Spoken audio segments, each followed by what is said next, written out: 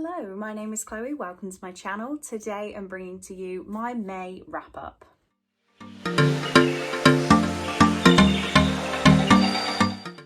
So in May I had an amazing reading month. I was coming off the back of April where I read 30 books in 30 days and I thought I was going to relax. But it turns out I read 28 books, so no relaxing there. 28 books I am so proud of in a month where I had some weeks where I thought I was doing no reading whatsoever, and then it comes to the end of the month and I've still hit more than my goals. So just to give you a few stats, as I said, 28 books, and the shocking fact about these is the total number of pages. I have never done a page count before, so I don't know whether this is insane for me, because it seems insane compared to other wrap-ups I hear. I read 10,333 pages. That's a lot. Like, I'm aware that's a lot, and just looking at the stack of books I have here, knowing there's some books missing from this, I don't quite know how it's humanly possible, but it happened, so let's not dwell. My average rating for these books was a 3.5 star, and that was broken down into, I have to look at my notes for this, 2 books I didn't rate at all, 1 1 star, 1 1.5 star, 1 2 star, 10 3 stars, 2 3.5 stars, 4 4 stars, 1 4.5 star, and 6 5 stars. So a very varied month, but with a lot of average reads, which is why I think I was having some weeks where I didn't do much reading, because I was getting a bit slumpy with 3-star reads. Let's hope June has some higher hitters. Another thing I wanted to look at, because I have had some comments about how can I read that much, I want to be transparent from the offset about whether these were normal print books, audiobooks, graphic novels, etc. So normal books, I read 19. Just when I'm saying normal, I need to stop doing these. I mean a print book that I read with my eyes. Audiobooks, I read 5, and graphic novels, I read 4. We're just going to go through these in the order that I read them, because there are too many, and I have my cute little journal spread with them all written down, and it's just easier for me to do it that way. So the first book I read in the month of May was Dry by Neil and Jared Schusterman. This has become one of my favourite books this year, definitely, and I gave it 5 stars, if that wasn't obvious. So I do have to say this was the Sisters Approximately book club pick for the month of May, and I'm going to have to stop beating around the bush. Sisters Approximately has been unofficially disbanded, and that's all I'll say about it right now. I don't really feel comfortable talking about it. But I am still reading the books that we had picked out. So I carried on and read Dry. Wait, no, Dry was April's, wasn't it? Dry was April's, and I finished it on the 1st of the month. Okay, I think that's what happened. But this was so much fun. This is set in California, and it's a time where there is already a drought, and then all of a sudden the taps completely run dry. There is no water. And it's basically just a look at how people would react in that situation. It doesn't span that far of a time scale. It's all quite in a short period of time about the events that are happening, and I'm not doing it justice, but this was really, really good. It's kind of like a Walking Dead vibe to it, but without actual zombies. Really good. Next, I read a book that I've already unhauled, and that was The Long Way to a Small Angry Planet by Becky Chambers. Nobody kill me. I gave this 3 stars. It was not my favourite thing in the world, but I did really appreciate some elements of it. So I loved the relationships between the characters, but the actual story did nothing for me. If you're unaware, this is an adult sci-fi book about a young woman who joins a troop? Is that what you'd even call them? I read this a while ago now. She gets on board a spaceship, and there's lots of different alien species and loads of different rules between these species, and everyone interacts in different ways. And I absolutely loved it in terms of the characters, but I didn't need to know how to jump through a gate in space. Like, I'm not bothered. So definitely would read a Becky Chambers book if it wasn't sci-fi. Does that exist? Let me know. Next, I had my buddy read with Emily for the month, which was Lullaby by Layla Slimani. This book is very short. It's only about 200 pages, and I gave it 3 stars. I just had to check. So this is about a killer nanny, and we know from the start that she has murdered 2 young kids that she is looking after. But then the rest of the book goes on to describe interactions that the parents of the kids have had with the nanny around, and the nanny and the kids, and the nanny and the parents. And it's just very, very character driven. Like, this is a complete character book, which we knew, really. I think when I first wanted to pick this up, it was branded as more of a thriller, but before I went in, I was told that it is more of a creepy character story, and I definitely would recommend it. It just didn't tick every single box for me. It was good. I know that Emily was more freaked out. She has kids, and she was thinking of it in that situation where I cannot relate to that at all. So yeah, it was definitely good. 3 stars is a good rating for me, but it didn't do anything special. Next, I have China Rich Girlfriend by Kevin Kwan. This is the second book in the Crazy Rich Asian series, and I gave it 3.5 stars. So this definitely wasn't bad at all. This is one I listened to on audiobook and would occasionally look at with my eyes, but really I counted this as one of my audiobook reads, which is exactly what I did for Crazy Rich Asians too. So I don't want to spoil anything in the first book, but the first one follows Rachel, who has fallen in love with Nick, and Nick does not let her know that his family is one of the richest families in Singapore.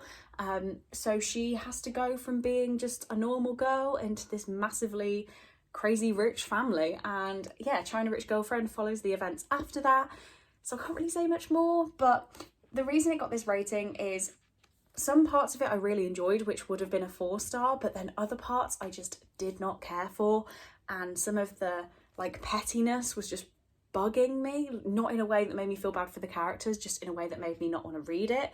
But 3.5 stars for me is a really good rating, and I will be reading Rich People Problems, but I'm not in a massive urge to read it next week. I just will read it at some point. Next, I have another book that I don't have with me, and that is The Woman in the Window by AJ Finn. I gave this one 3 stars, and I don't have it because I gave it to my auntie to read because I felt like she would really enjoy it. I told her that a film is up for it so that she could read it and watch it. I have heard a lot of things about this author, so I don't want to blindly support their book, but luckily, unluckily, I didn't really like it anyway. As I keep saying, 3 stars is good, but it just wasn't great. My problem with this book is it read really quickly, which was a really great thing, but it also meant that I paid very little attention, and it took me the first 150 pages to understand who was narrating. I didn't get it.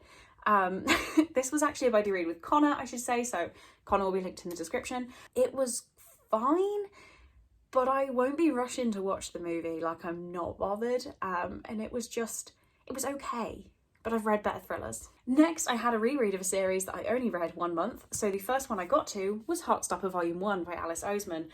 I reread this series because I was gifted Heartstopper Volume 4, and I wanted to read them all again before I read number 4, even though I only read them last month. And my excuse for that is they're really fun. So this, if you are living under a rock, is a graphic novel series about 2 boys in high school who are friends. They meet, they're friends, and then they fall in love. And one of them is openly out and gay at school, and the other boy just thinks he likes girls and has to come to terms with him having a crush on the other guy. I always forget off the top of my head which one's Nick and which one's Charlie. Isn't that awful? So Charlie is the one who is openly out at school, and Nick is the one who is not. He's a rugby lad and definitely cannot be seen in that way, and I love it. Absolutely love this series. I always said I wasn't going to buy into the hype, and I bought into the hype massively. So read this one for a second time in May. Then I went on to have my buddy read with Victoria, which was Perfectly Preventable Deaths by Deirdre Sullivan. So, oh, did I say 5 stars? Okay. Which I gave 2 stars. I didn't like this book. I can see why people would love it. This is about twins Maddie and Caitlin. I thought it was Caitlin, but it says Caitlin, who've moved to Ballyfran with their mother's new husband, an isolated, peculiar town in the mountains, a place where for generations teenage girls have gone missing. And it was 75% of this was a boring contemporary. 10% of it was a mystery, I guess, about the girls. And then I've not worked out my percentages right because that's not the percentage I want to end up with, but let's say 15%. Is this girl saying that she's a witch and has magic but doesn't really know if she does, and then we don't really know if she does, and we don't really know the magic system if there is one. very confusing. Victoria didn't love it either. I just could not get on with the writing. The reveal wasn't great. And yeah, I just didn't have fun with this one. I had fun reading with Victoria and sharing our thoughts, but the book wasn't for me. Next, I have an ARC that I was so happy to get hold of, and that is Don't Breathe a Word by Jordan Taylor. So this came out on the 21st of May. I read it just before that and gave it 4.5 stars. I really enjoyed this. So it's told in two perspectives. We have Eva, who is in the present day, and Connie, I was close, who's in the 1960s, and they're both at this school that I cannot say the name of. I will put it on the screen. I cannot say that second word. And it's about a secret society in this boarding school, and it's also at the same time about a nuclear fallout shelter that is underneath the school. It says on the back, perfect for fans of Truly Devious, and I would definitely agree, but I like this more than Truly Devious. It doesn't come out with a horrible ending like Truly Devious. That's for another video. This follows two girls separated by 60 years, but whose stories are inextricably intertwined by their connection to a secret society that has run their elite boarding school for decades and kept one deadly secret. It's really obvious, I think, to work out what the secret is, but I don't think that diminishes how enjoyable the story is. And yeah, would definitely recommend this one. Next, I listened to an audiobook, which was Educated by Tara Westover, and this is one of the books that I didn't give a rating. I didn't give this one a rating because although I really enjoyed it, it is a memoir, and I felt bad critiquing it because it's somebody's life. So yes, I was finding what they were writing enjoyable. Just listening to it, I was finding the story enjoyable, and the story is her life. So rating wise, I got a little bit skewed and just decided not to rate it, but I would 100% recommend this book. So this is about Tara, who grew up in a very religious house. Her family definitely preferred to do everything by themselves and get no external help.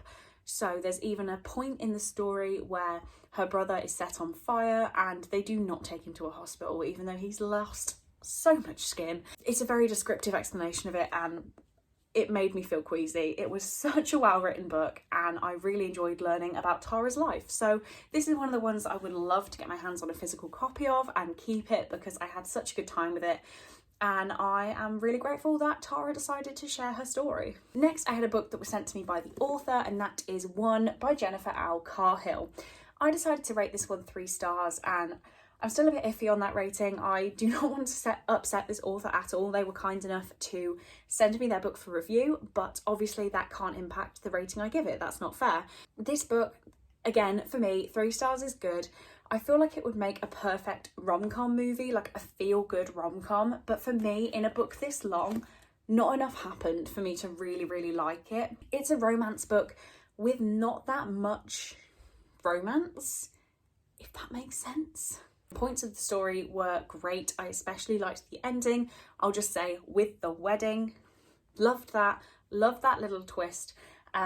Obviously, if you've read it, you'll know what I'm talking about. I won't spoil it for anybody. But yeah, it just didn't really hook me as much as I wanted it to, but I'm very grateful that the author sent this my way, and I did read it all and think it would make a good movie. But actually, I forgot to say, the one thing that I really did not like about this book is Jennifer uses a lot of ellipses. I think that's the plural of ellipses. She uses a lot of ... dots. And when I say a lot, I mean a lot. So that really, it sounds silly, but that did impact my enjoyment of the story, was reading ... every sentence, because I don't think it was really necessary, and it was just an unnecessary thing that bothered me. But yeah, 3 stars. I'm grateful that this was sent my way, but I will not be holding on to it. Next, I have another 3-star read, and that is Birdie by Jess Vallance. This is a book I got from a box of stories a little while ago now, and it's a YA kind of thriller. I don't know what category you'd put it in, to be honest. About 75% of it is a contemporary, and I really enjoyed those parts. It's about Frances Bird, who's been a loner for so long that she's given up on finding real friendship. But then she's asked to show a new girl around school, and she begins to think her look could finally be changing. Eccentric, talkative, and a little bit posh, Alberta is not at all how Frances imagined a best friend could be. But the two girls click immediately, and it's not long before they're inseparable. Frances could not be happier. Is it perhaps just too good to be true? Thinking back now, I did want to give this 2 stars, but I bumped it up to 3 because The ending was so predictable, and that's why I wanted to give it 2 stars. But then I thought, is that just because I've read so many of these books that it's not the author's fault? Like, I could have read this 5 years ago and thought it was amazing, but because I've read other books in that time, like, I just wasn't blown away. And I don't want to discredit what the author did because of newer things I've read. So yeah, this did come out in 2015. It's 6 years old. So in that 6 years, this ending has been done multiple times. But what if I would have read this in 2015, where it was the first time it was done and I loved it, but I just knew exactly what was going on? So we're going to stick with a 3-star, but it's probably a little bit lower. Next, changing the vibe, we have a 5-star read that made me sob my heart out, and that is A Kind of Spark by Al McNichol. So this is about Addie, who is autistic, and she is just struggling with being at school, and she has a horrible teacher who does not treat her how she deserves to be treated, how anyone deserves to be treated. And she's just struggling to understand why the world isn't easy for her, as easy as it is for other people. She has an older sister whose name has completely gone out of my mind, who is also autistic, but she is a twin and her twin is not autistic. So there's a lot to learn about how the twins interact with each other, and then how Addie learns from both of her older sisters. I really love this book. It was amazing. I can't speak for the autism rep in this, but I know that some people have and said it's absolutely amazing. I know Al has another book out and I really want to read it. Like, this was such a short book, but I read it in one sitting and sobbed. Next, I have the other book that I didn't give a rating, and that is The Suitcase Kid by Jacqueline Wilson. Off the top of my head, I don't know why I just didn't rate this 1 star, but I just don't think it was that great. This is a book about, I already don't know her name. I want to say it was like Addie. I feel like it was the same as A Kind of Spark. I read them in the same day, and it was just a really quick book about a girl whose parents have split up, and she's dividing her time living in suitcases, so the Suitcase Kid, going between her dad's house with his new partner and her mom's house with her new partner. And the partners have kids individually, and she's just got to get on with everyone, and all she wants to do is go back to her old house and her old life. I just didn't get any enjoyment out of this whatsoever, but then I know I'm not the target audience for it. I'm not in that age range, and my parents are together. They were my whole childhood. So I feel like a child reading this whose parents have split up might find this really useful and like cathartic to read. But for me, I was just bored. So I didn't give it a rating because I don't want to put my own personal experience as a spin on that, because I just cannot relate. Next, just to talk about them in one swoop, we have volumes 2 and volumes 3 of Heartstopper, obviously Alice Oseman. So these ones are graphic novels, of course, as I've just said with Heartstopper number 1. 3 is a little bit chunkier, and yeah, reread them because I was going to read number 4. Still think they're all 5 stars, but 3 is the best. They get better as they go. I don't want to ruin it too much. This is just more of them getting together. This one, there's a trip to Paris. That's all I'll say, and they're just perfect. So the reason I read them was I then read Hotstopper Volume 4 for the first time, because the other 2 were rereads, and this, even better. This one deals with mental health issues, it also deals with eating disorders, and we're still carrying on with the being gay and being accepted in a teenage world sort of issues. And oh my god, this one was just amazing, and I want to reread it already. It's perfect. It's just perfect. And I don't even know what to say. It's just perfect. Next, I have another audiobook, and that was A Spark of Light by Jodi Picoult. I never know how to pronounce this. The audiobook says Pico. This was a book, I gave it 3 stars, and I would have given it 5 stars if it was told how I think it should have been told, like I'm an author. But this is a book about a women's health clinic, which kind of is the only place in this state, I cannot remember which one it is off the top of my head, it's the only one that does abortions. And I think this book handled both sides of the pro-life, pro-choice spectrum. We had extreme pro-lifers, we had extreme pro-choicers, we had people jumping about in the middle, we had people who weren't there for abortions, who are stuck in this violent situation of a shooter coming in and taking hostages because of a choice that his daughter made. So for that reason, it could have been a 5-star book. I listened to the audiobook and I didn't realise until 60% of the way through that it was being told in reverse order. So we were starting at the outcome and getting back to how it started. And I hated it because, one, how did I not know? Two, hate that anyway. So I don't tend to read books that do that because it bothers me. But yeah, so we got like a 1 star for me not noticing it was backwards and a 5 star for how it handled a really sensitive topic. So 3 stars. I genuinely had to split this into 2 clips. So editing Chloe, have a good time with this. The next book is the one I gave 1.5 stars, and that's Tiger by Polly Clark. So I buddy read this with Chelsea and we were both a bit daunted to read this. This came in a reposed box and it was actually the last reposed box I got before I cancelled my subscription because I wasn't loving the books that came. So it was finally time to read Tiger with Chelsea, and the first third was a 4-star read. I absolutely loved, I can't remember her name, Frida? I want to say it's Frida. I loved her perspective. We had some stuff with bonobo, chimps. We had working at a zoo. We had some weird romantic relationships thrown in, and I got massive Eleanor Oliphant vibes, but better. It was great. We had issues with alcohol addiction. Then we switched to 2 different perspectives that are genuinely following a tiger through some woods, and I was bored to tears. So 1.5 stars. Next, we have a book that was ongoing for most of the month, and that's Heir of Fire by Sarah J. Maas. And the reason this was ongoing for so long is that I didn't really love it. I gave it 3 stars. This is a whopper, and I didn't love it. So Throne of Glass and Crown of Midnight, books 1 and 2, I gave 4 stars, and then this one, 3 stars. Parts of it I enjoyed, but parts of it I was bored out of my mind. So I'm really daunted to carry on with the series. I want to finish the series. I have all the books, but this one just really didn't do it for me. And I'm hoping that Queen of Shadows is way better. I've heard a lot of people say this is their least favourite, but I've also heard people say that this is their favourite. So kind of worried. Let me know your opinions down below. Next, I read another audiobook, and that is Where the Crawdads Sing by Delia Owens. I've just realised I did not give my auntie The Woman in the Window. I gave her Where the Crawdads Sing. Oops. But yeah, this one, I did have the physical book, and then I saw that the audiobook was on Libby, so I wanted to give it a go. This book, if I haven't said, I gave 3.5 stars. I did really enjoy the setting. I enjoyed the characters. It gave me very much To Kill a Mockingbird vibes.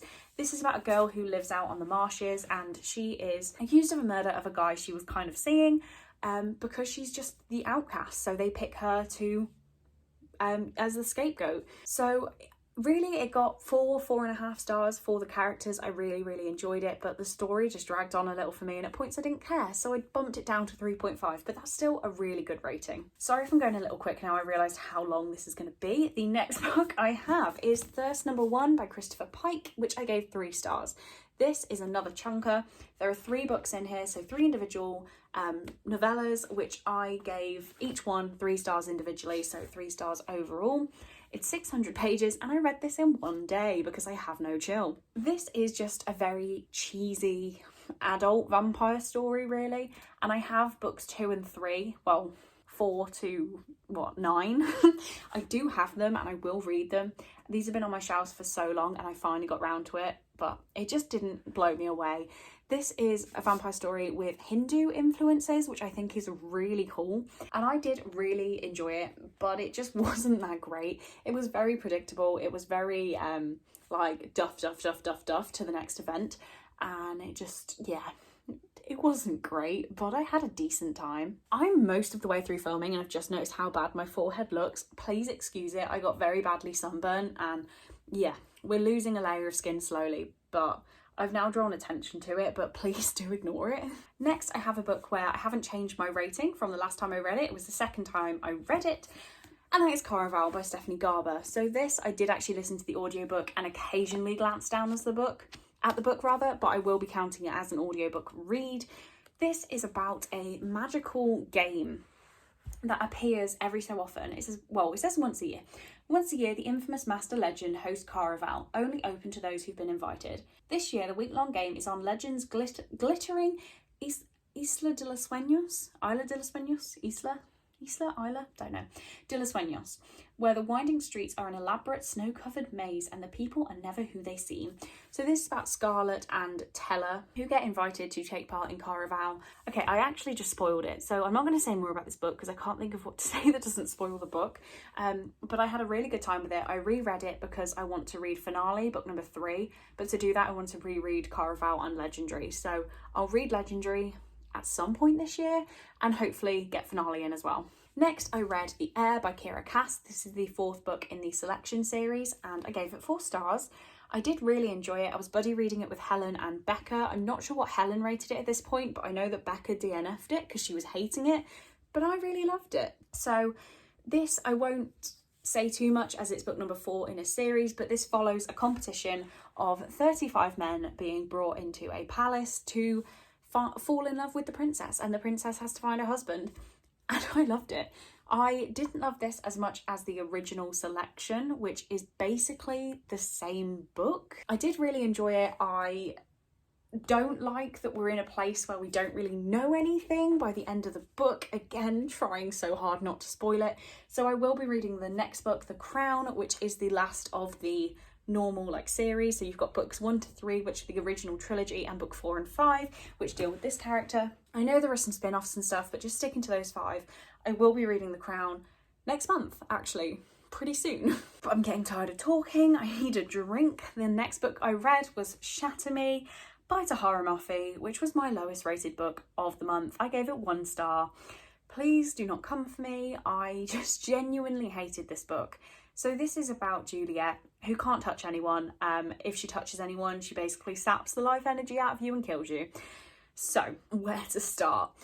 The relationships in this story were so random, so out of the blue, and formed on literally nothing. It goes from I hate you to I love you in a second. I also really didn't like the writing style. There were times where punctuation wasn't used on purpose, and that really bugs me. Just do it properly.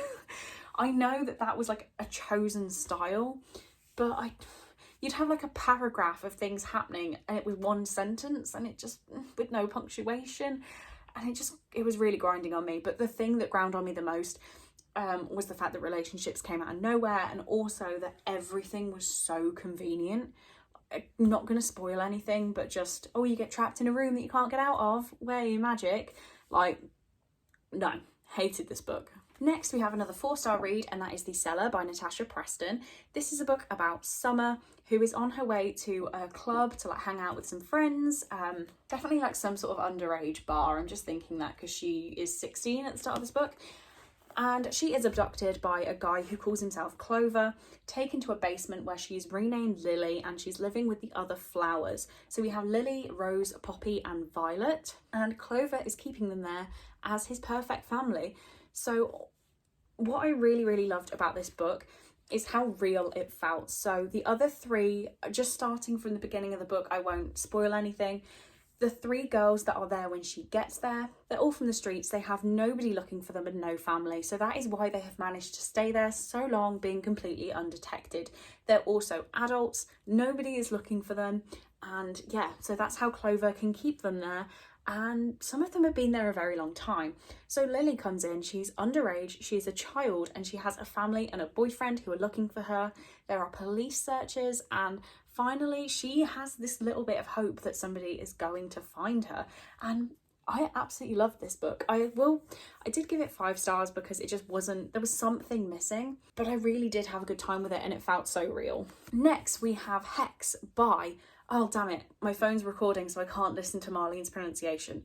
We have Hex, author shown here. I was pronouncing this very wrong and Marlene did correct me, so thank you Marlene. I have your voice note, but now I'm filming, I can't listen to it. This is why I need a camera, not my phone. But yeah, this is a story about a town in New York, I think, where, called Black Spring. Duh, how did I forget that? Where there is the Black Spring Witch, the Black Rock Witch, ignore me. And she will just appear anywhere in the town and she doesn't do anything, she just stands there.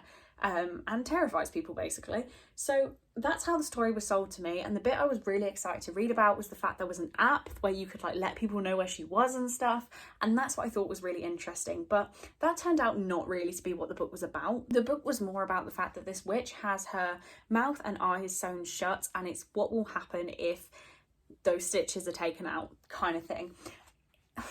This was a 5-star with the premise, then the writing felt a little bit dense for me, so I knocked it down to a 4-star, and then the last 100 pages I was like, what on earth is happening here? Let's go down to 3 stars and call it a day, because I just wanted it to be over. But the idea for this was so good. I just don't think it was executed as well as it could be. I'm so sorry. Nearly there, final 2 books. Next we have Obsidio by Amy Kaufman and Jay Kristoff. So I don't know whether I counted this in my audiobooks or not, because I listened to the audiobook and I followed along physically because this is told in mixed media. So I said earlier today that I will never stop appreciating how amazing this mixed media format is. It's so good, it's so detailed, so inventive, and the audiobook is amazing. It's a full cast with sound effects. But the actual story in this book just didn't really do anything for me, so I settled on a 3-star, and it can leave my life, like the rest of the series has, and then I can say I've read this series, but I will have no physical proof. And finally, the book I finished today was Snow Falling by Jane Gloriana Villanueva. This is the book that is written by Jane in the TV show Jane the Virgin, and they made it into an actual book. I gave this 4 stars. I love the story because I love Jane the Virgin. And it's retold in 1902 Miami. So I also love the twists that they used to make the 2000 story work in the 1900s. This is about Josephine, who is engaged to Detective Martin, and then she has a bit of an incident with hotel owner Rake Salvino. It basically, I can't tell you much more about it because it completely spoils the TV show, so definitely don't read this if you're going to watch the TV show, but if you've watched it, give it a go. Such a fun time. So that is it. Those are all of the books I read in May with some of my thoughts. I will keep this outro short because I've been talking for a very long time, but please do let me know if you've read any of these books, if you have any strong opinions of them. I would love to hear them. But on that note, that's all I'm going to say. So thank you very much for watching. I really do hope you enjoyed, and I will see you in the next one.